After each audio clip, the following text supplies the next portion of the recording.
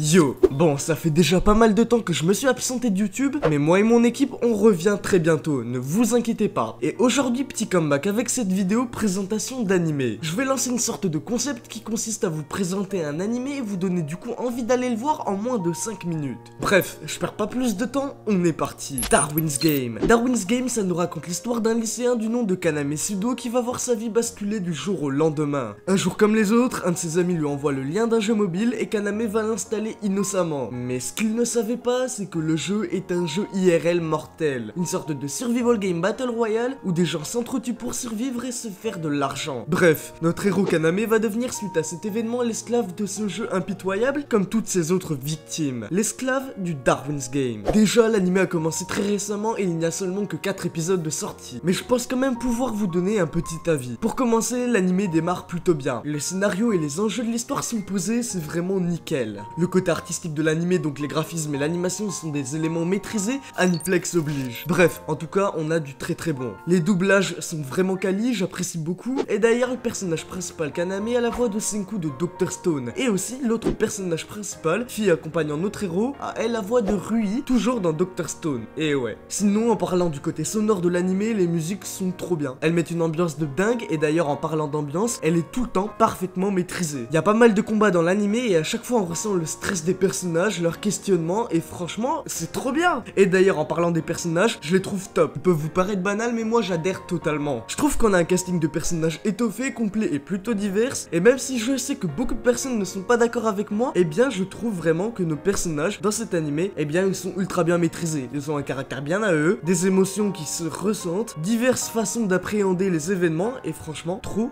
bien, vraiment. Et regardez là, elle, Shuka, elle est trop mimi. Faux. Enfin bref, cet animé remplit pour l'instant sa promesse d'être un animé survival game slash like battle royale voulant casser les genres sans trop les bousculer. Mais maintenant j'ai un petit problème avec l'animé et c'est même pas un petit problème en fait, il est plutôt gros en réalité. Faut savoir que je suis complètement fan de la série, donc l'univers de Darwin's Game m'est familier. Pourtant j'ai pas ressenti les mêmes sensations en le regardant qu'en le lisant. C'est un peu bizarre, je vous l'accorde, mais c'est pourtant la réalité. Pour certains ça peut vous paraître normal, mais moi ça me déstabilise vraiment. Dès le début du premier épisode, j'ai remarqué beaucoup de choses qui m'ont déplu.